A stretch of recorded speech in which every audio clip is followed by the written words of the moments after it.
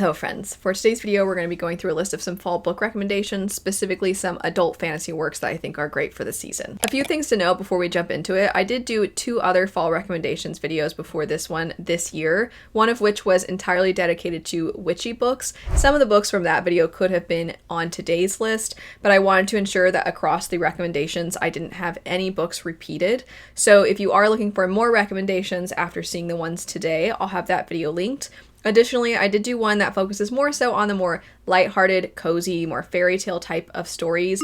Once again, a few of the books in that list did contain books that if you were to go into a bookstore might fall under the fantasy umbrella, but those ones were, I would say, typically moving forward because of some romantic plot lines, and so I didn't want that to have overlap with today's. I wanted to kind of separate the two so that truly whatever you're looking for, you can find exactly that. And on that note, for today, I am breaking these up into categories for that very reason, just to ensure that it's very easy for you to find what you want. One of the categories being fun monsters is what I'm going to call it. We also have ones that are more so fantasy horror leaning. And then the last one would be fantasy books that have a little bit of a mystery, all of which fall under adult fantasy.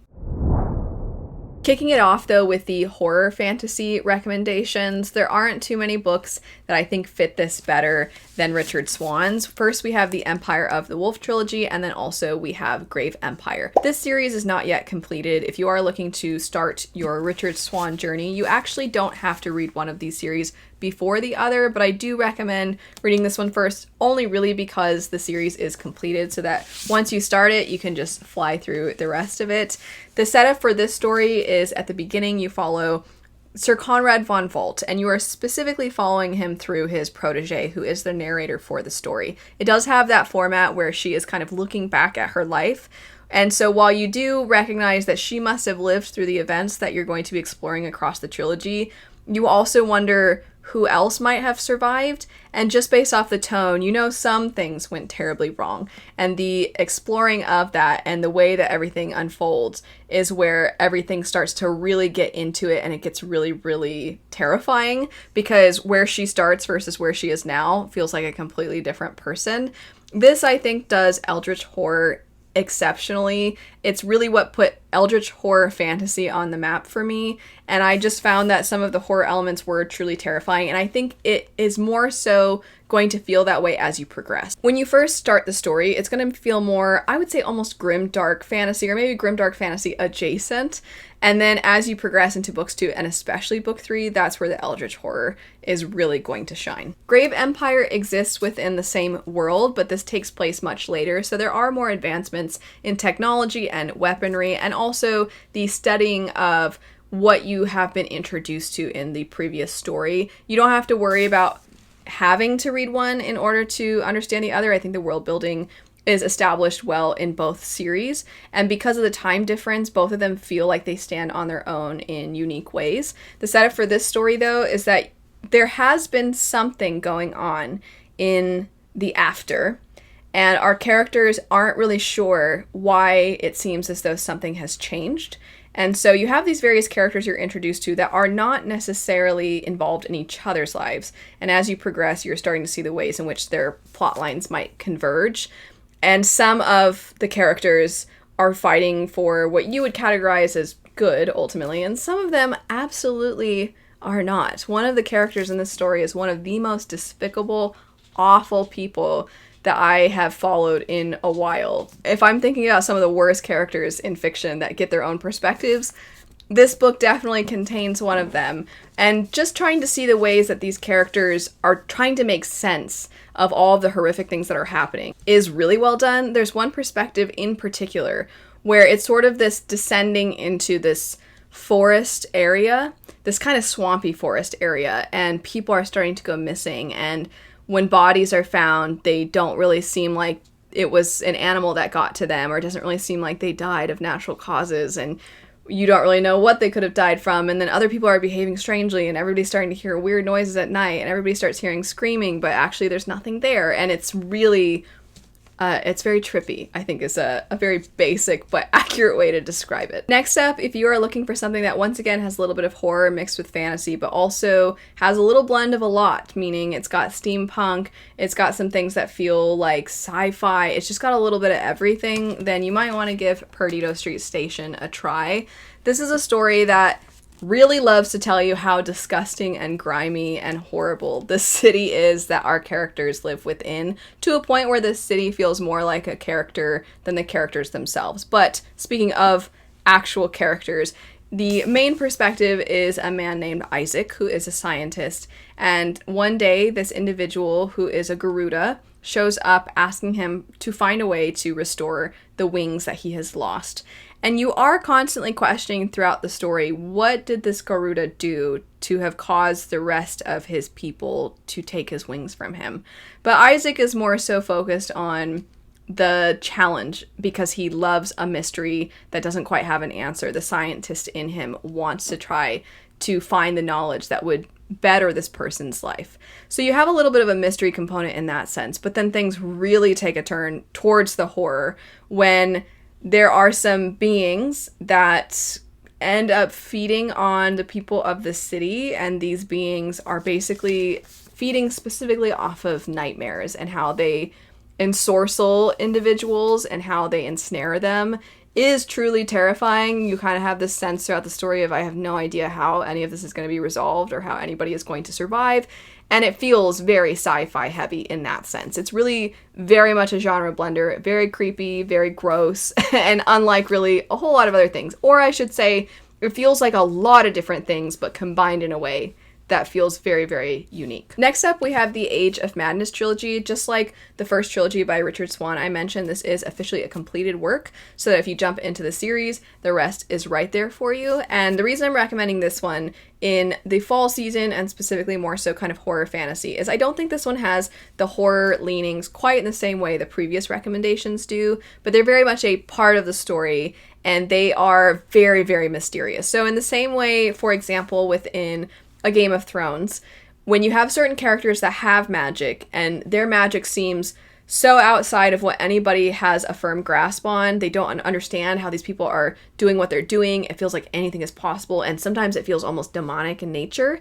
I think in that same way, that's kind of how some of the magic feels in this. The setup is that you have the Hawksburg Guild, and they're trying to maintain their grasp on power that they hold. There's kind of this, almost you could say, house war. They're always kind of going up against other guilds and trying to get what they can. They're trying to trade, they're trying to innovate, but they work together and they butt heads. And then they are somewhat beholden to the king, so to speak, but then also maybe they sometimes have the power over him. And they're really not paying attention to just how much the everyday average person is not happy with their lot in life. They're not happy with the discrepancies in wealth between them, the working people, and the guilds. And the people that are paying attention to this are those in religious institutions who are starting to make promises as to what their lives might look like if maybe the guilds were no longer in power. And so you're seeing the way that the Hawksburg Guild itself is trying to grapple with all of this. All of the children of the Hawksburg Guild end up separated from each other, from their mother, and then from this other mysterious perspective in the first book. And they're starting to discover way more about their world than they ever really knew before. So I really liked the blend of all of those things, but as they are out on their own in these different places is when you're starting to see some of the horror elements. And I would say that proves true over the course of the entire trilogy. And there are a lot of mysteries, even maybe by the end, that you don't always have the answers to, and you just have to guess. And I cannot wait to see what this author does next, because this world that he's created is truly fascinating. Last for this category, we have Bury Our Bones in the Midnight Soil.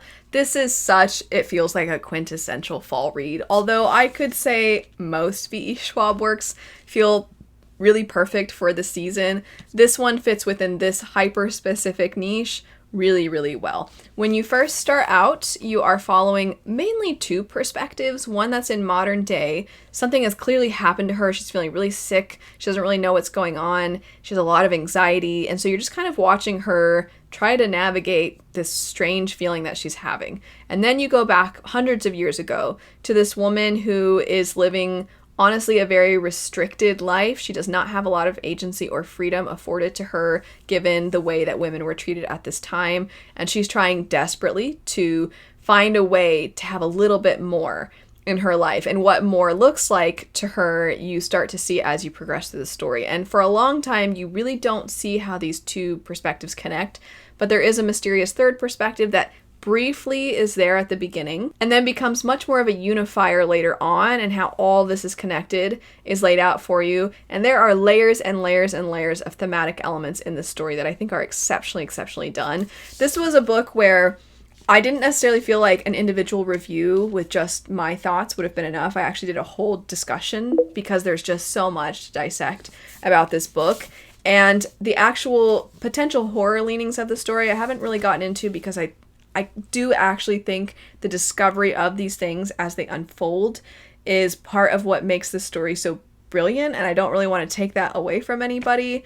But truly, I feel like this is V.E. Schwab at her best. The wickedness that she weaves into her stories, the consistent, I don't quite know how all this is going to come together, but I'm intrigued. And things start slow, but you have hints of what's to come, or you have hints that are giving you some sense of intrigue, and how we build and build and build off of that, I thought was exquisite. Switching now into some adult fantasy works that have mysteries as a component to the stories. First up, we have The Councillor. This one is much more of a political fantasy story. You have right at the beginning, something has happened to the current queen and ruler of this area, and her scribe is somebody who never really saw herself as wielding a whole lot of power, but after the queen has died, suddenly this scribe, as well as a number of other people, have to come together and try and figure out who is now going to rule after the queen has passed away. But also, each individual person has their own reasons for why they might want certain people to rule or why they might not want other people to rule, and all the while you're wondering if the queen died of natural causes or not. Political fantasy, or at the very least intrigue-heavy fantasy with a mystery at the center, is a quite accurate way, I think, of capturing what you get with the Raven Scholar. This one has been a huge hit for a lot of readers this year. It is a newer fantasy release. This one didn't actually personally work perfectly for me, but I think it's a very accessible fantasy story that's very lore heavy, and that's actually a very difficult feat to accomplish, because most of the time when you have lore heavy stories, there is this sort of slowness to the work, or there is this, you just have to really pick up on all the little pieces here and there, and it takes a while for everything to build in a way that you find yourself captured by. And I think the ability to instantly pull readers in and move in a way where everything is going very quickly, but you have to try to manage all the information you're taking in, both in present day and also the lore information you're taking in. I actually do think that's very difficult to accomplish, and I think that's one of the reasons why this is working for so many people, is it feels fun, it feels like it's moving, it's fast-paced, it's fresh, it's unique, and it's got a lot of the makings and ingredients of the epic fantasy that a lot of people really like. So the setup for the story is you follow this scholar, somewhat similar to the Councillor. You follow this scholar who is someone who had a role to play in something that happened in the past that you are introduced to right at the beginning of the story. And you already have this sense of mystery about, is the information I got about what happened in the past really what happened in the past? And then you're in present day, you're trying to find a new emperor or empress, and just as the trials are about to begin for this to happen, somebody from the trials dies, and suddenly our main character Nima has been thrust into the trials herself, even though she has no interest in this, and she's been tasked with trying to solve who the murderer was for the individual who was supposed to be a contender. And through all of this, you are also discovering that maybe everything is not what it seems among the various houses within this story. Last, for the fantasy that has mystery components to it, we have another new fantasy release from this year, and that would be Hemlock and Silver. This is by T. Kingfisher, and I feel like T. Kingfisher just cannot resist not only having some kind of genre bender, but also weaving in a lot of silliness to her stories through her humor and really endearing and likable characters. The main character in this story is somebody who is just very fully engrossed in trying to understand poisons. And this gets the attention of somebody who thinks that their daughter, specifically the king, thinks that his daughter, the princess, has been poisoned, and he does not trust anybody in his general vicinity because he thinks, well, it could have been any of these people. I don't really trust the doctors that have seen her because, one, she's not getting better, and two, what if they're just trying to keep information from me so that the poisoning can continue? So he decides to recruit our main character, thinking this lady has no skin in the game, shouldn't even know any of what was going on with politics, so I'm going to try to recruit her. But this puts her in danger too, because if somebody is trying to poison the princess, then her, by trying to help the princess, is thwarting their plans. And so now there's a target on her back. So she's doing everything she can to use her area of expertise to figure out what's going on with the poison. And perhaps what's going on is a little bit outside of her knowledge, but she's determined to figure it out anyway. Now into what I'm calling the fun monsters category. So these are works that have a little bit, you could say, of paranormal, or they have a little bit of horror, or they've got a little bit of a lot of what we look for in our fall and October reads. But at the end of the day, there is a camp factor and a fun factor to them, or there's some kind of quest feeling. And I wanted to start with one that ultimately didn't really work for me, but I cannot deny that if it's going to work for you, this is also a great time to pick it up. And that would be The Devils by Joe Abercrombie. Kind of everything I just described perfectly fits for The Devils. It is not taking itself too seriously. It is talking about serious things. It is tackling serious themes, but it's doing so in a way that is just kind of nonstop jokes and ridiculous humor and borderline satire, depending on how you look at it. And all of the characters are despicable, but maybe you also kind of love them at the same time. So they're like lovable idiots that are on this quest because there's this young woman that has been pulled off the streets and told, you're the missing person who is meant to rule this one area. And so we need you to go basically from point A to point B. And in order to ensure that you are protected along this quest, because all these other people are going to be coming after you, we are going to get the most vicious of beings together, which is made up of somebody who is able to wield magic, somebody who is a vampire, somebody who is a werewolf. You have all these people, this collection of misfits that come together. They're bound to protect her, and they don't want to do it, but they kind of have to. And they are on this quest, and none of them get along, or maybe some of them do get along, but they wish they didn't. And it's just cheeky and ridiculous the whole time. So if that sounds like a good reading experience for you, I think that it could work, especially if you're somebody who likes that kind of action-packed, fun, nonstop quippiness in your stories. This has definitely got a lot of that. Next up, we have the book Soulless by Gail Carriger. Of all the books today, this is the only one that could have probably also fallen into the fall recommendations, where some of them are more romantic-y, because there is a fairly prominent romantic plotline within this, though I personally think that the story is not moving forward because of the romantic aspects. It's just that there is a romantic B plot in this. The A plot is more of the steampunk and paranormal aspects. So the setup for the story is you have this young woman who is soulless, which is something that matters in their world, which has, within this Regency era, a lot of vampires and werewolves and other kinds of beings. And as it says on the front, it says a novel of vampires, werewolves, and parasols. It's very, very cheeky, and it really leans into everybody having one thing said, which could mean all sorts of other things. It really leans into the Regency era aspects of it all, and it's just really, really fun, and it moves so fast, and you are kind of questioning the whole time, like, what's going on? It kind of has this mystery, not in the same way the other ones did, but there is sort of this plot line that you're trying to get to the bottom of something. It has that sort of feel. So if you like the idea of the mystery ones, but you're looking for something that has a lot of flair and it's just pure fun, I think this is going to fit the bill really nicely. And then last for today, we have Greenteeth. And I could have put this one in the witchy category because one of the characters at the very beginning of the story, there is an attempted murder of this character because she is believed to be a witch. But I don't necessarily think it leans into the witch category so much as it does just sort of there being other kinds of beings and these beings going on a quest. So the setup for the story is you have this woman who people have tried to kill by throwing her into this lake because of the fact that it's believed that she is a witch.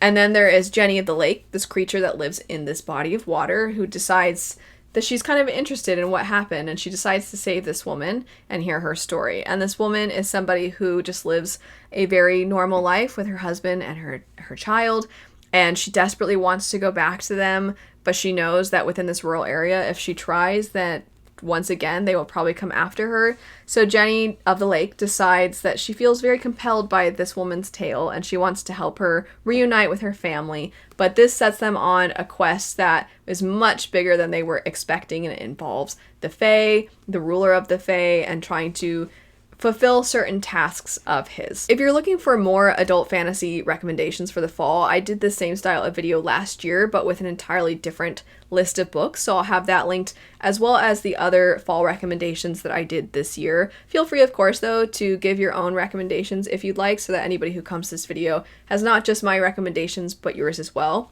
If you're interested in hearing more about any of these books, I'll have my more in-depth reviews, and I'll also have the books themselves linked so you can check them out. But anyway, thanks so much for watching. I hope you have a great rest of your day, and I'll see you later. Bye.